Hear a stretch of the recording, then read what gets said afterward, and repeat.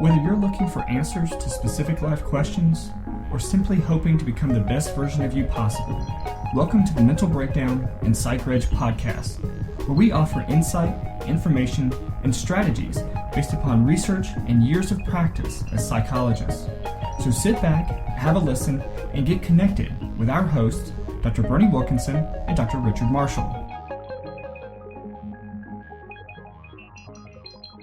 Welcome back.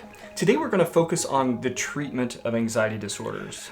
Finally, we get to treatment. What do I do about this? Right. How do we manage anxiety disorders? And like most mental health conditions, treatment is going to encompass a couple of different approaches, from psychotherapy to medication to some general self-help, daily living types of things. Most of the disorders that we see that are in the manual that we deal with in psychiatry and psychology, the treatments are going to fall into those three categories. Right. Some are going to be psychotherapy, this broad category called psychotherapy. Then there are medications, and then there's self-help or groups. I guess we could lump them into the same category. Right. Those three, and certainly for the anxiety disorders, those are the three that will repeat themselves. Right. Absolutely.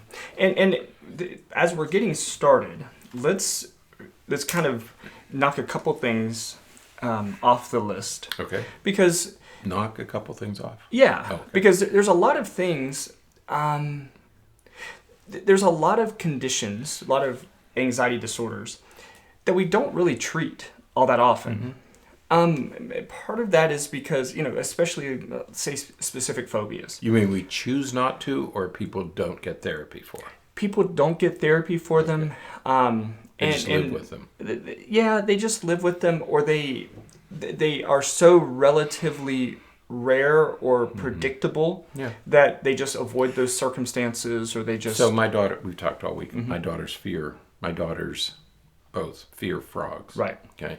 But it's not really a big deal unless there's one hanging on the door. Right. Okay. Then they can't enter the house. Right. Because they're so terrified. Right. I don't know what what they think this frog is going to do. Right. But they have this phobia, this fear.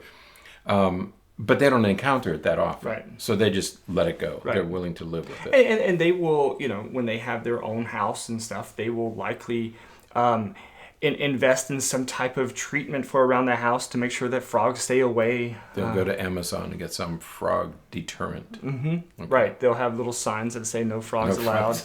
Right.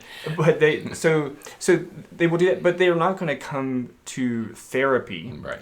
To overcome that, because... And they're not in... I've asked. Right. I've offered. They said, nope, we don't want to get rid of our fear. We want to hang on to our fear. Right. And some people do want to hang on to their... We have other people... Or they don't mind. It's not that they necessarily want to. It's that they don't mind. It's not a problem for them. Right. Part of that could be sort of part of the anxiety, that they're anxious about what the process would entail to overcome that anxiety. I never thought about it, but they're somewhere in the recesses of their brains is probably... If I'm no longer afraid, then something bad might happen. Right. My fear is keeping me away from these deadly creatures. Sure. We talk about anxiety being adaptive. Right. You're afraid because you should be. Right. They might think that if the treatment is successful, they'll no longer be afraid, and therefore they will be in danger. Right. And the other part of that too is the idea that I'm terrified of these things. If I go to treatment, they're going to make me confront those things, and I don't want to do that. I don't even want to look at pictures. I don't even want to think about that. Yeah. So it's not debilitating enough to deal with. It's not impairing enough to deal with. Right. And they certainly don't want to confront it. Right. Okay. Yeah. So there's a lot of anxiety-specific phobias, especially, that we really don't treat all that often, and especially don't treat with medication. Specific phobias, again, using that as an example, are not really or typically treated with medication or anything like that. That's usually something called exposure therapy that we'll talk about in a few minutes. But generally speaking, even the treatment for those, when a person does come to those, it's not typically treated with medication, except for really isolated cases, such as if somebody has a fear of flying but has no choice but to fly. they may be given a Xanax or some other benzodiazepine that's relatively fast acting to get, to calm their nerves enough to get them on the plane. If they have to fly for work. Or, right. But you mentioned medications. And before we start, we're going to mention medications throughout. But of the 19 or 20 million adults who experience anxiety in our country, medications work, and they're very fast. And so some of them, yeah. Yeah, they're typically very fast acting. The problem is there are side effects, okay? And so when you talk about maybe I won't even get therapy, because if I take medications, there are going to be side effects. So however we treat these, we want to always consider the other types of treatments, because the medications will bring side effects with them. So yes, if we need to, but we need to be careful. Yes, they're fast, but they come with a price. Right. Okay. Now, when we think about treatment for anxiety disorders, I tend to break it down into 3 steps. Right. The first step is stop the panic, right? And so if you have an anxiety disorder, and this doesn't fit for all anxiety disorders, but if you have an anxiety disorder that causes or creates or elicits a panic response, we need to stop that panic immediately. So especially if you have a panic disorder, or have panic attacks, or have these bouts of anxiety that just sort of hit and hammer you, really debilitate you for a period of time, we need to stop those quickly. Now, the initial treatment for that is going to be medication. Medication, right. In that case, you want to go to medication. Right. That medication is typically going to be, and these are the ones you were talking about that are fast-acting, tends to be in the class called benzodiazepines. Right. That's going to be Xanax and Ativan and Klonopin and some of those kind of medications. And basically what they're going to do is, in a pretty quick way, within 15, 30 minutes or so, they're going to decrease the excitability of your brain to just help you relax. And people learn, if they're going to be in a stressful or anxiety-producing situation, they'll take the medication as a prophylactic to prevent the anxiety from overwhelming them. Right. So the benzodiazepines will help stop the panic. So that will help with stage 1. Now, the from where we go from there is going to kind of depend on a couple of things. It may depend on if you have a generalized anxiety disorder or a social phobia or some of these other things, something that's a little bit more chronic in nature. Say you're a person who has sort of generalized anxiety disorder, but you have these bouts of panic that sort of hit you out of nowhere. You'll do the stage 1 with perhaps the benzodiazepine, but with stage 2, what we need to do is we need to regulate some other neurochemicals. And so this tends to be where you get other medications like the SSRIs or other medications that are in the family of antidepressants. But those are going to be working all the time. Right. Okay, so that's why, and we've talked about this all week, that you have to know which anxiety, what you're dealing with. Right. Because there are times when you want a fast-acting, I just need it today, and I might not need it for another 2 or 3 months. Right. Okay, so you carry your benzodiazepines around with you. Use them as you need them. Right. However, if it's a more general kind of condition where you're likely to encounter it regularly, then you want a medication that will give you that relief across time. Right. The benzodiazepines are not meant for that. Right. And that's where people get into trouble, because they take what should be a short-acting drug and they take it long term. Right. And then you get into problems. Right. So the really interesting thing is that when you do some looking into the histories of some of the benzodiazepines, like Xanax, for example, which is probably one of the most common. Right. It really was only designed and developed and approved to be used for maybe a couple of months at the most. It's not. They're not used. They're not intended to be used, permanently when I hear people chronically. who've been on Xanax, they've been taking it for every day for 12 years. Yeah. I start to worries shudder. me. I start to worry because it was never meant to be used that way. And the effects, you were talking about side effects, the effects that the benzodiazepines have on your body are pretty significant, Profound, especially if you're taking it chronically. 3 times a day, every day for years. That's really what you tend to find, is that you have to increase the dose because of the way that the medication behaves in your body, and the effects aren't quite as much. And maybe most concerningly, you develop a chemical dependence on it. You do. And you can't just stop. If you are taking a benzodiazepine 3 times a day, every day, and it doesn't even have to be 3 times a day, but if you're taking it every day and then you miss a day or two, you could be in trouble. You know it. So, and it is a drug of abuse for a good reason. Right. I mean, it's an easy drug to abuse. And so I think I would probably come back to this several times during today's podcast. Xanax is not, these benzodiazepines, whether it's Xanax or one of the others, are not to be trifled with. Right.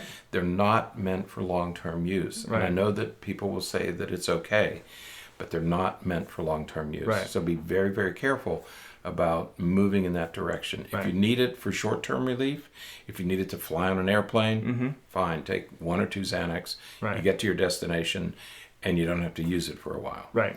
But watch out for this daily consumption of Xanax. Right. That's not what it's for. Exactly. So, and this is how medication should work. Should be like capitalized. This is how medication should work. You have your benzodiazepine for emergencies, but at the same time you're starting a medication that's more that is used more consistently over a longer period of time. Again, like the SSRIs or other medications that work on norepinephrine and serotonin especially. And what we know about those medications, let's say Paxil or Lexapro or Prozac or some of those, is that it takes anywhere from 4 to 8 weeks or so for those to really get in and become effective. Right. Now, what did I say about the benzodiazepines? They're only to be used. They were only really designed to be used for about 2 months. Right. Well, if you think about that, what that means is you have the benzodiazepine to use for a couple of months while the other medication is becoming effective and it's building up in your system so that you're seeing some benefits. So then by the time that medication is optimal, you can stop the benzodiazepine. Yeah. So if you absolutely need a bridge, many people don't. You know, they're willing to wait and not risk using the benzos. But if you absolutely have to have some bridge to get you there, then perhaps it could be used. Right. But again, we're only talking about 4 to 6 weeks. Right. Okay. Yeah, you don't want to stay on those for chronically over such a long period of time. So that's sort of how the medication should work, and then from there you may be on the SSRI or the antidepressant anxiolytic for a while. Right. We still have stage 3. Don't forget about that. So you may still be on the antidepressant or serotonin focused medication for a while, but you can stop the benzodiazepine. Right. When it comes to those two sort of classes of medications, the benzodiazepines and we'll just refer to them as the antidepressants because that's the main class that we get them from. There are a lot of really concerning side effects and a lot of concerning precautions. Right. If you're taking benzodiazepines, if you consume alcohol, right, you're going to be in trouble. There's a process called a synergistic effect, which means that if you're drinking alcohol at the same time that you're taking Xanax, say, those have a synergistic effect on one another that significantly increases the effects of each of them, which leads to blackouts, and that's why Xanax and other medications in that class have been used as in dangerous ways, like date rape type situations, where people just black out and have no memory about what happened. Can cause amnesia, and so many people still don't know that. Right. That they take Xanax and think, okay, now I'm going to go out and party on Friday night. They're taking Xanax every day. Right. And then they go out and drink. Right. Yeah, Xanax and the other benzodiazepines behave in a very similar way in your brain as alcohol. Right. So you have many of the same side effects as you would from consuming alcohol. So you have the fatigue, you have the sort of potential slowed reaction times. And you're not having 2 or 3 drinks; you're having 5 or 6 drinks. Right. And people don't realize what's happening. When it comes to the SSRIs or the antidepressant medications, you have also a lot of potential side effects. You have sex-related side effects. You have the potential of some people refer to it as sort of a dullness in mood. You do. They don't have any highs. They don't really have any lows. It's just kind of middle of the road all the time. Yeah, you're not really depressed, but you're not really happy. It sort of flattens everything out. Right. And people don't like that. Right. They don't work very quickly. Right. So people get discouraged. You have to take it consistently every day for it to remain effective. Right. Otherwise, they're just not going to work the way that you want them to work. Yeah, they can upset your stomach. That's another side effect. So you have sleep. Right, can be interrupted. Make you tired. It can upset your stomach. So people frequently complain about it. Gives me a stomach ache. Right. Some people will take them in the morning because they interfere with sleep from the perspective of making it difficult to sleep. So you need to take it in the morning. Other people, it makes them tired, so they take it in the evening so that they go to sleep. The most concerning thing, and we've talked about it a little bit before, is that when it comes to teens, and young adults, even there's a concern or the potential of an increase in suicidal ideation as a result, and we have a lot of strong opinions about some of that research and data. But it is a black box warning. That's a tricky topic because I think the black box warning came certainly to protect from litigation. We know that some teenagers will have a higher risk of suicidal ideation and even attempts when they start an antidepressant. We don't really know why that happens. Okay, and so there is this caution that we issue now whenever we're giving these medications to young adults and teenagers. Right.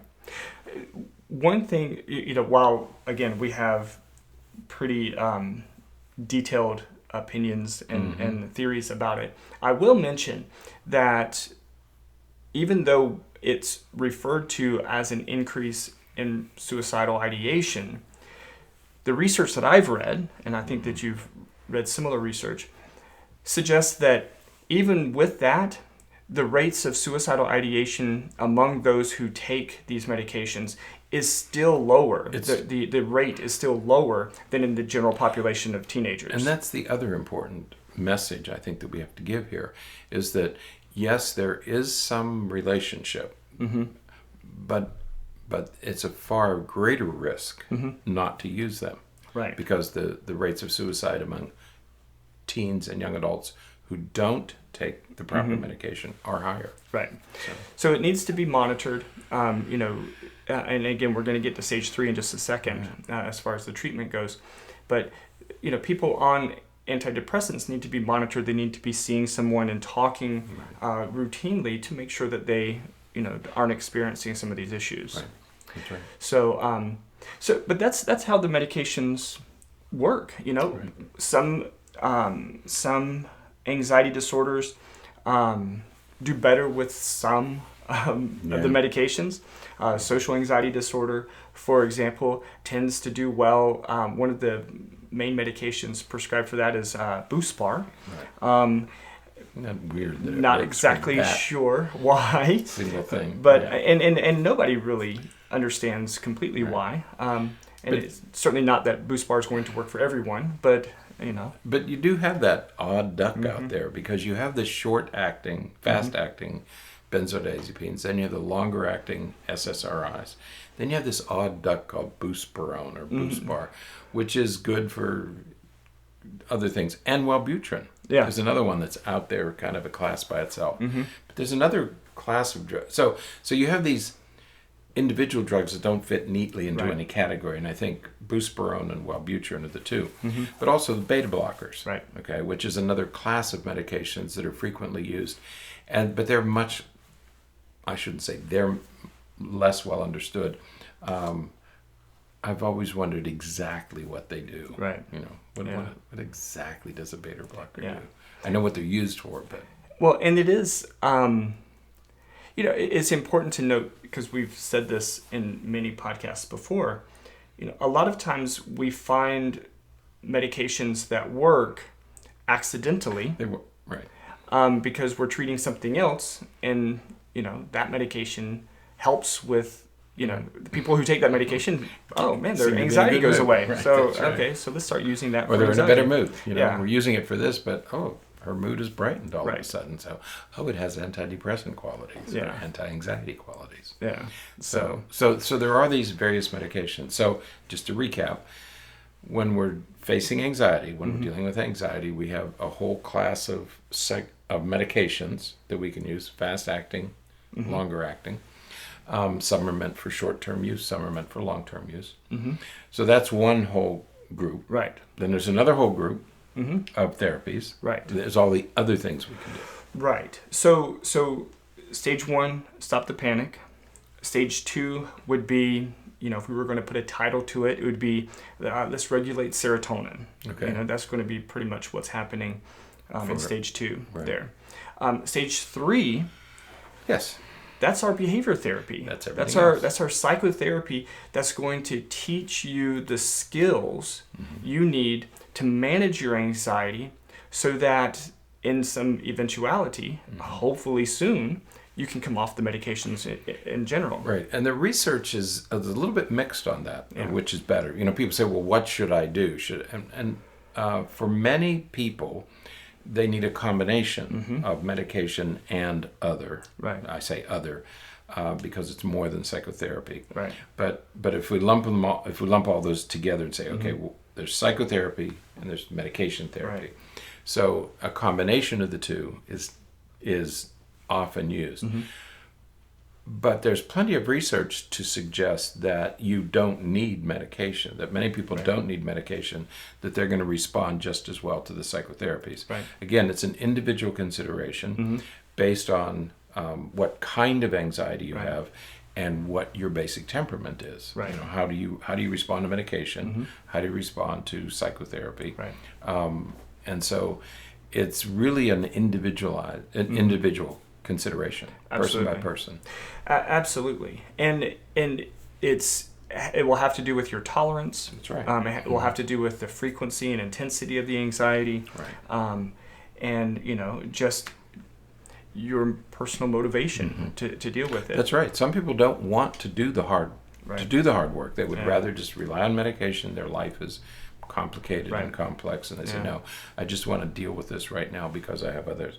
Whereas other people will say, no, I don't want to take medication. Teach me how to do it myself. Right.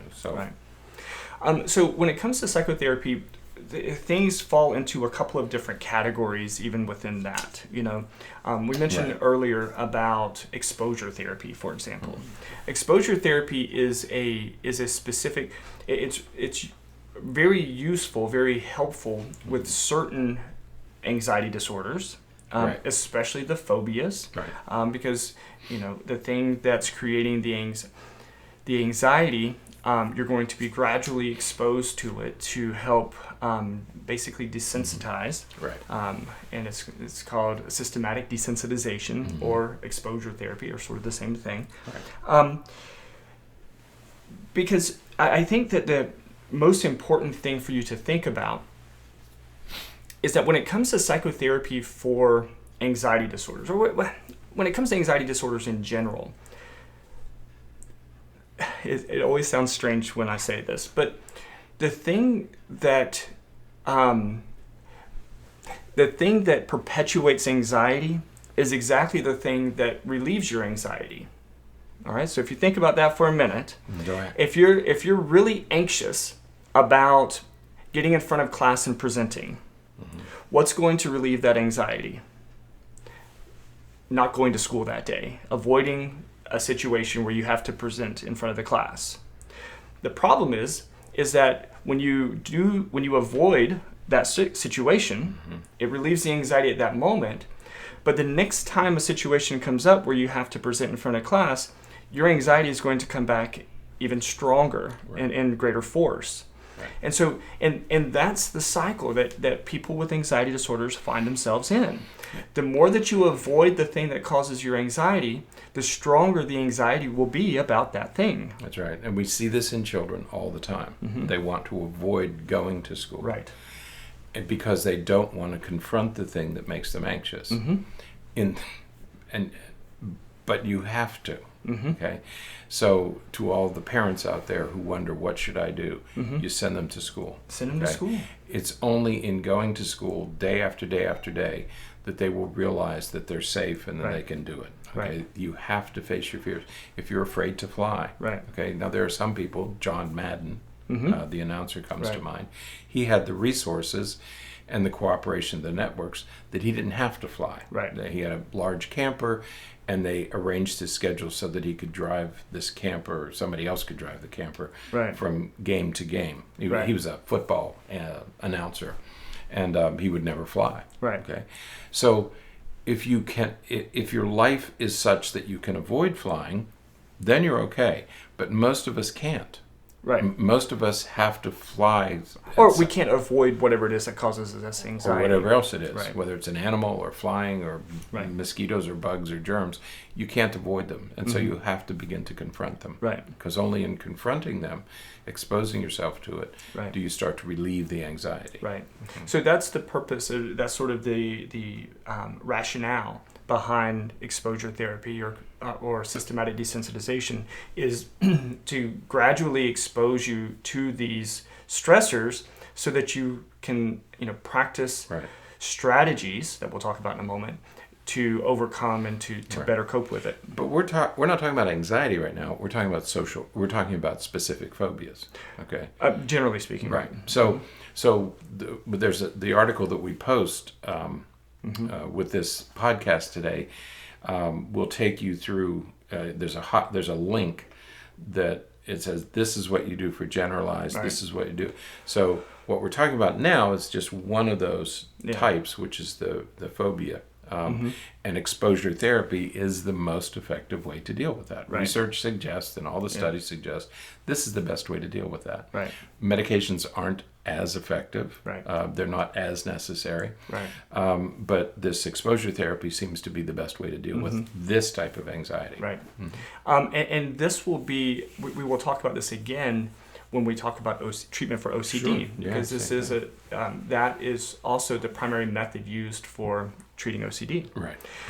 Now, when but it comes, not for PTSD. Right. Right. So you do want to avoid. Except you want to walk through it. I mean, you want to talk about it. You don't have to put you back in the cauldron, back in the furnace, but at least you have to be able to confront it cognitively. Right. Yeah. So it's the. But you're right. You said it in the beginning that the thing that's causing the anxiety is this is one of those cases where the cause is the cure. Right. Right. Yeah. Exactly. So drink some of that poison. It'd be like, did you see The Princess Bride? You know better than I know you didn't. I did. You saw that one. Well, my kids saw it. When he was in the mind game, and he said had the poison, a little bit of poison in each one. He said that he was he slowly got his body accustomed to it over the time. But this is the same thing. You do the same thing. It's immunization. Okay. Right. That's what you expose yourself to the virus, the flu to the shot. live virus, and then your body is able to deal with it. And that's what exposure therapy is you expose so that you can deal with it. Right. Now, other forms of psychotherapy for anxiety disorders are a little bit more just from the general broad class of therapies, like cognitive behavioral therapy, and a lot of lifestyle management types of things. Right. So when it comes to cognitive behavioral therapy, of course, the goal here is to change the way that you're thinking about things, to change the way that you're behaving in particular circumstances, so that you can overcome some of these things that cause anxiety, or some of these, some of your generalized anxiety. Right. And CBT, or cognitive behavioral therapy, is recommended for just about all of the anxiety disorders. And the reason is because what CBT asks you to do, and some people can't do this. Right. Not everybody can do CBT. So you have to know yourself, and your therapist has to know you, because not everybody will do CBT, and not everybody will respond to CBT. Right. But what you're asked to do in CBT is to begin to change your thinking, how you think about whatever it is you're dealing with. Right. Whether it's an animal that you're afraid of, whether it's germs you're afraid of, whatever it is, that you change your thinking about that specific thing or trigger, process or trigger. Right.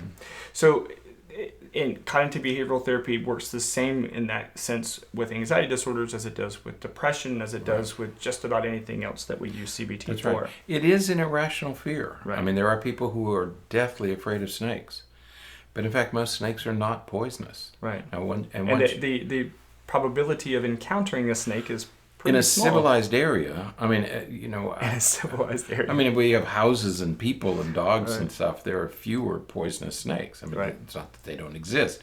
If you have a wood pile on your porch, there could be a snake in there, but most people don't. Okay, you just terrified a bunch of people that have wood piles on their porch. They'll be out there today getting rid of that wood pile. That's it. Not in Florida. We don't have wood in Florida. I mean, we have wood in Florida. We don't have wood piles because we don't have to use. That's right. Especially this time of year. Right. It'd be all wet. It's been raining here for 3 days. But I went for a hike when I was living in Texas. My son took me out somewhere in the desert or whatever it is. It was a hint. He was like, "Here we go, Dad." No, we were walking along, and all of a sudden I heard this rattle. It was like 5 feet away, and I thought, I don't think I'll walk any more in that direction, because there was a rattlesnake somewhere. I couldn't see it, but I could hear it. Right.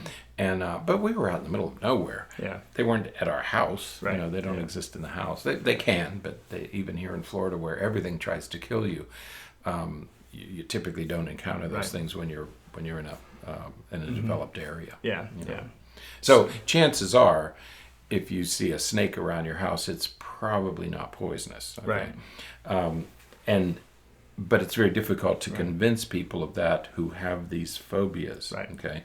But that's what you would do, is you would try to change their thinking, how they think about snakes. Right. That they're really very helpful. And for my kids, it's snakes eat frogs. That's true. And so they do. Suddenly the snake becomes the enemy of my enemy is my friend. Is my friend, right? That's right. So snakes are okay because they eat frogs. Yeah. So now, there are other forms of therapy that are helpful for specific anxiety disorders. So we have rational emotive therapy, dialectical behavioral therapy. And these are types of very specific types of CBTs. Right. They would fall sort of under the broad umbrella of CBT, but they're used for specific circumstances. DBT, dialectical behavioral therapy, for example, is really helpful for like PTSD and some of those kinds of things where there's a history of trauma. Right. And rational emotive therapy, as the name implies, is thinking differently about your emotions. Right. Okay. Rational emotive therapy. And so all of these are really related to each other. They're just permutations of cognitive behavioral therapy. Right. So, in my mind, one of the most important some of the most important things to use to deal with anxiety are lifestyle related things. Well, absolutely, because go ahead. I'll interrupt later. And we always think of the big four, right? It used to be the big three. Now it's the big four, and the big four are sleep, diet, exercise, and stress management.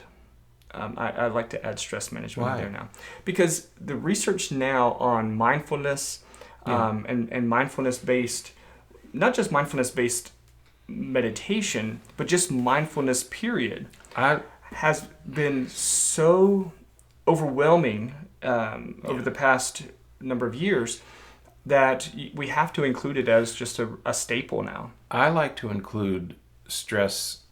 What do you call stress it? management. Yeah, I like to include it specifically as a fourth category, because there was a time when we thought, well, if I eat right or sleep right, my stress will reduce. It doesn't reduce. It may not reduce automatically. Right.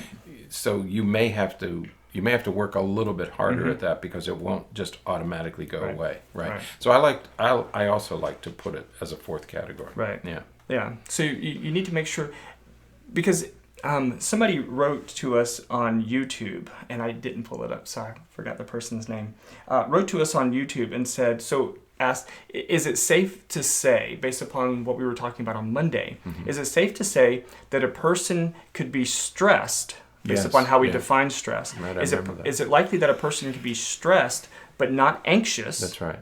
But if a person is anxious, they are stressed. Right. And I think that is a good way to think about it. Right. You know, if you're walking in the woods, this was the example we talked about specifically. If you're walking in the woods, you may be having a great time until the bear walks in front of you. Right. And then you're stressed and you react and hopefully get away and get to safety.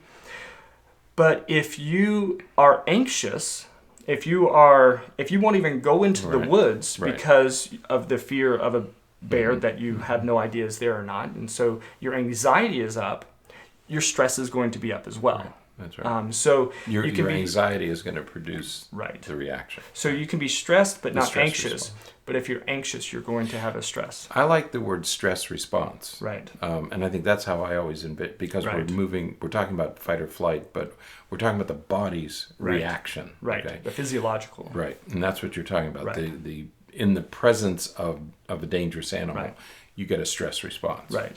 Which you should. That keeps you safe. It's supposed to. So when it comes to anxiety, we want to do it as much as we can to reduce stress, because if we reduce stress, we're going to reduce anxiety. Right. You can't, and this is where that it's a bit of a stretch, but it's really difficult to be anxious if you're not stressed. If you're completely relaxed, you're probably not going to be that anxious. Die. Right. No, you say, I don't care. Well, then you're going to get eaten. We're going to all run away. Right. Right, in those acute situations. But if you're standing at the edge of the woods and you're like, man, I'm really terrified that if I take a step into these woods, something's going to attack me, and so I'm not even going to step into the woods. If you reduce all the stress associated with that, your anxiety is also going to go down, so that you can overcome some of these anxieties. Now, hopefully, your stress doesn't go down so much that when the bear walks across, you're like, that's a nice looking thing. Right. But I think it's good not to get too hung up on that argument. Right. I think it was a legitimate question, a very good question. Right. That the reader or the viewer sent us. But the how this relates to treatment is when we do the big four, we're going to reduce stress. And as we reduce stress by eating healthy, avoiding simple sugars, avoiding junk food and processed food and all that kind of stuff, if we exercise to burn off some of that cortisol and adrenaline that our adrenal glands are releasing, we're sleeping well, and we're using some stress management techniques, our stress levels are going to go down, which is going to make us less anxious. It's a tricky. I want to avoid that which creates a stress response. Mm-hmm. But I want to expose myself to that which causes me anxiety. Right. Well, but this is how we do that. I know, but I mean, that's the complication. The semantic complication. But this is where this comes into with therapy, right? So let's take a specific phobia. Let's take your daughter, for example. terrified of frogs. Let's say that she decides, okay, I want to get over this with frogs because they're cute and I want to hold it in my hand. Okay? She would never say that. But let's hypothetically, all right? What we would do is in session, we would gradually exposure therapy, right?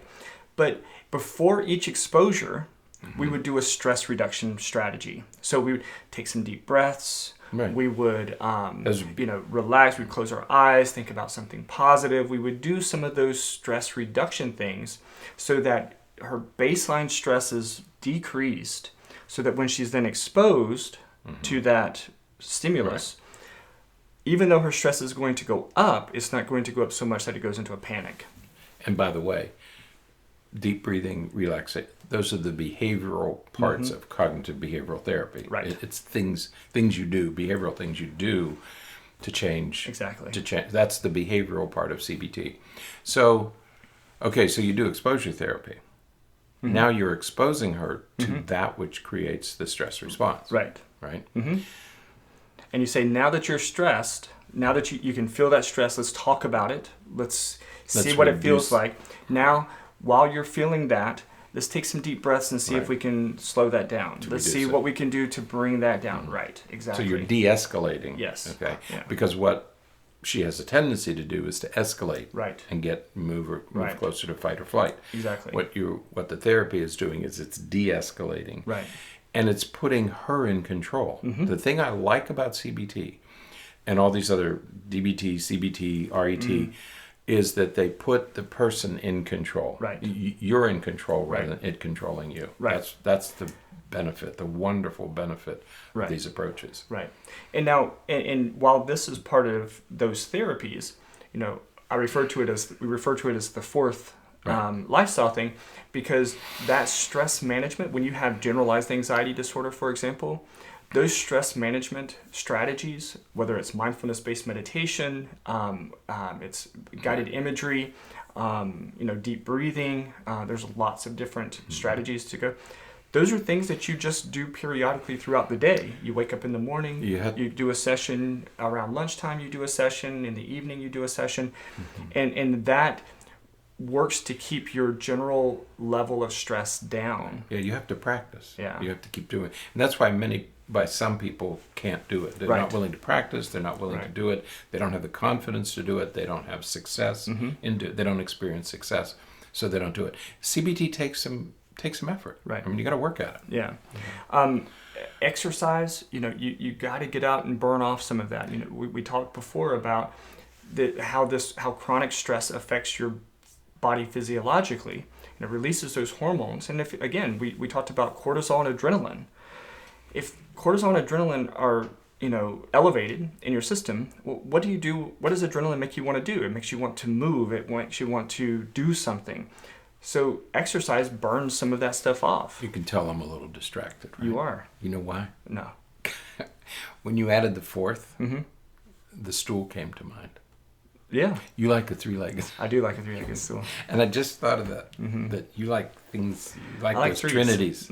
Okay? And you always do threes. I do twos. Yeah. Okay, I like twos. You like threes.